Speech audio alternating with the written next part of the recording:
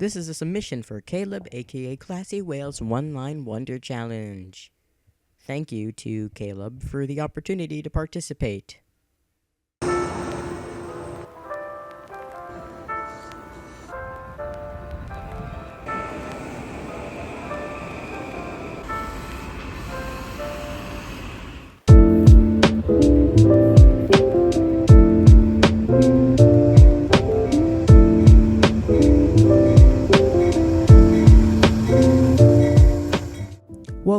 Welcome all to New Haven, Connecticut, the eastern terminus of Metro-North's New Haven line. Operated jointly by the MTA Metro-North Railroad and the Connecticut Department of Transportation, this 74-mile line is something that I hold near and dear to my heart, taking it to the city pretty much every single month in my childhood, with my dad, who showed me a lot of cool stuff. The line itself has a lot of quirks and features, so today I'm going to run you through the things I believe deserve the most attention about this line.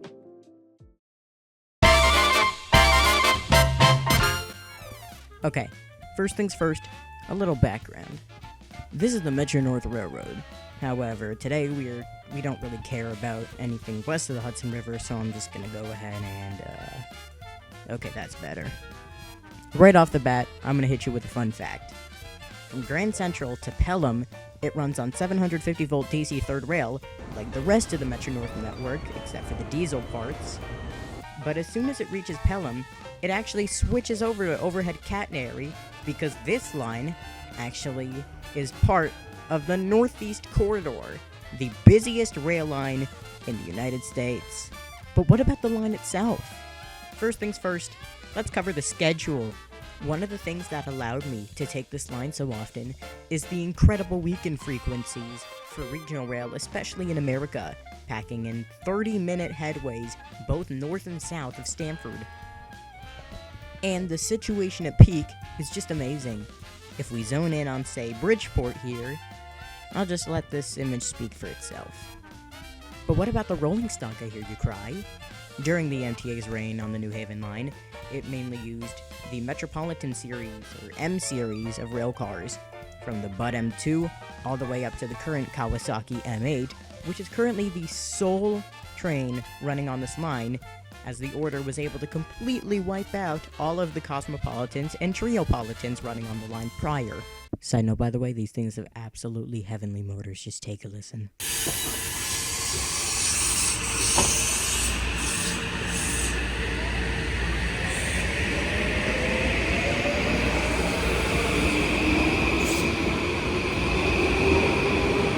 And I also made this monstrosity of a montage a while ago, and I need an excuse to put it in the video, so here you go.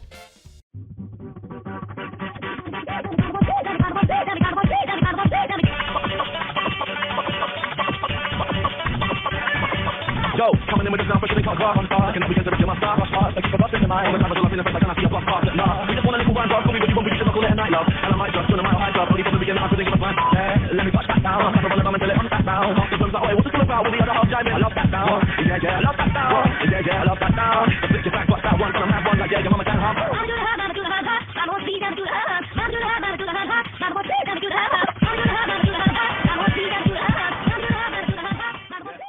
Thanks, Kawasaki, indeed. These rail cars are extremely comfy, some of my personal favorites, and for good reason. A bunch of other people also like these, and I'm no different. Call me a sheep if you want. But what about my personal connection to it? This line is an integral part of my life. It was my chauffeur to the city when I was young, and even now I go by myself to link with friends. And it's a great rail fan for me, at least, especially due in part to the fact that it shares its tracks with the NEC.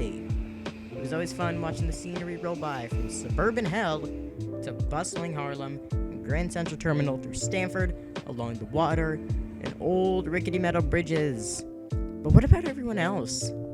The New Haven line is a ridership juggernaut. Even after a certain global event, it still managed to clock 28.7 million riders in the year of 2023 alone.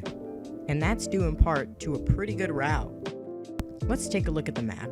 It starts right in the core of Midtown Manhattan at Grand Central Terminal, going north to Harlem 125th Street, which is the last point all three lines connect. It then starts going north, sticking with the Harlem line, until Woodlawn, which is where the New Haven then splits off to serve eastern Westchester County, while the Harlem line continues north.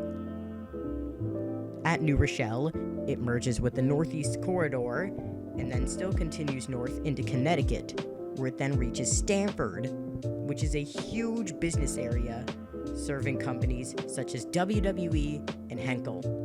It then continues north to serve a bunch of small towns, such as Westport and Fairfield, along with the slightly bigger Norwalk, before ending up at a huge population center, well, not huge, but still pretty big by Connecticut standards, Bridgeport. It then continues north, reaching its last major area, New Haven. Some services even continue over to State Street, which is about a 5-minute ride, and is also the site of the shortest Amtrak ride ever. For $1, you can ride from State Street to Union, or vice versa, which I actually did once. But now I want to know, what are your thoughts on the New Haven line? Do you think it could be improved? Do you like the trains?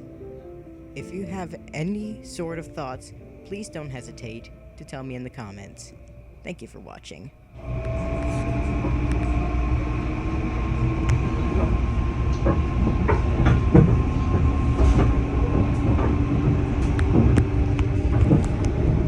This is the train to Grand Central.